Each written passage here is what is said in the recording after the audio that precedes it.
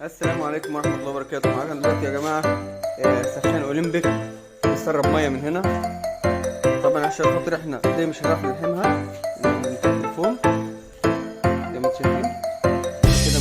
بنخش من هنا نلاقي الفوم تاني جوه اهو، فمش هينفع ان احنا نلحم كده.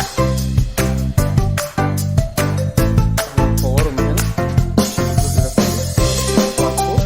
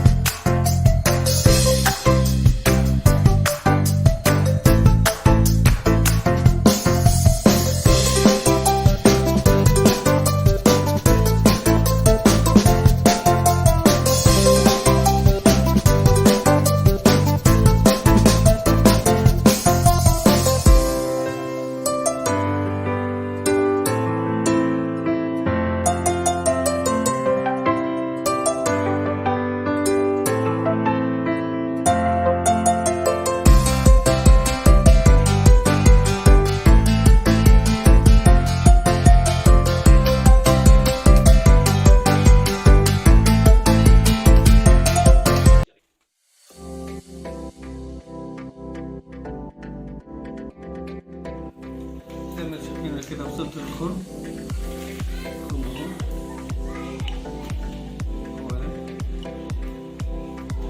شايفين كده هاخده الحمه وبعد كده هرجعه تاني زي ما كان. زي ما انتم شايفين الخرم اهو كده تبقى الصفر حواليه عشان لما نيجي نلحمه ما يعملش حاجه.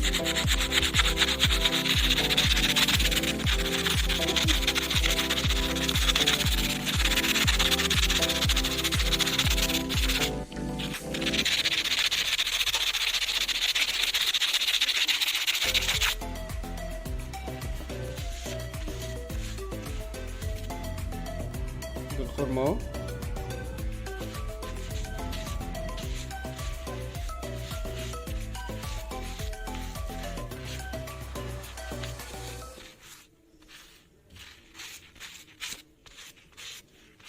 كده نروح عند اللحام يلحمه.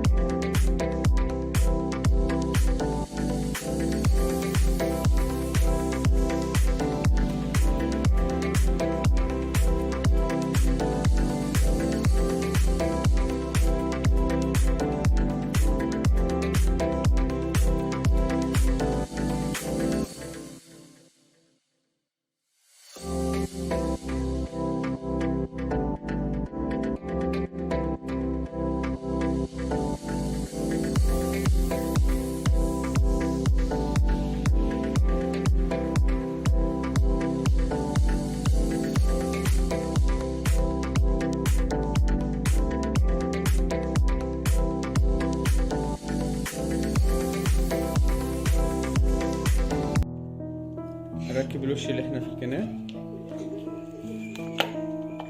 تمام كده.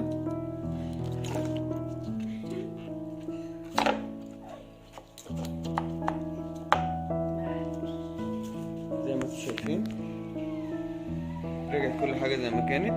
دي طبعا الظهريه، هي مش هتأثر بحاجه ولا هيبان من وش اي حاجه.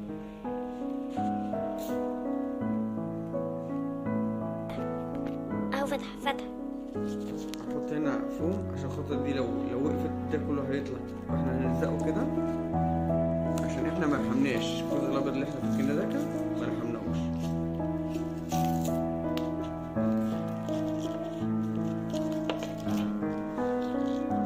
الفوم ده عشان يعمل تخانه.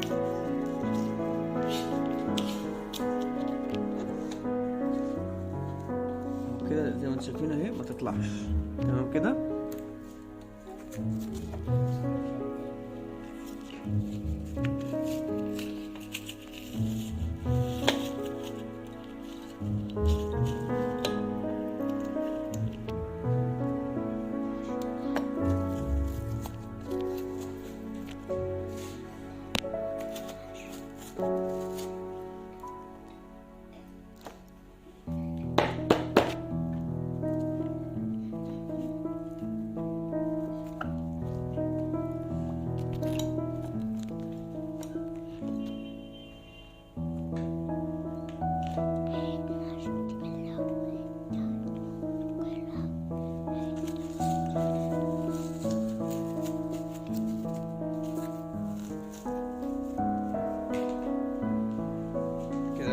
التركيب يلا بقى نركب زي ما انتم شايفين. ادي الجزء اللي انا قطعته ورجعته تاني زي ما كان زي ما انتم شايفين. ادي السخان اهو، بدل ما نكلف سخان ونجيب سخان تاني ب 1700 جنيه 50 لتر، احنا كده لحمنا الجزء اللي بايظ وده رجع تاني زي ما كان يشتغل كويس زي الفل. ادي كده الفرش بتاع السخان زي ما انتم شايفين اشتغل. ان عجبكم الفيديو يا ريت تفعلوا الجرس وتشتركوا في القناه عشان يوصلكم كل جديد.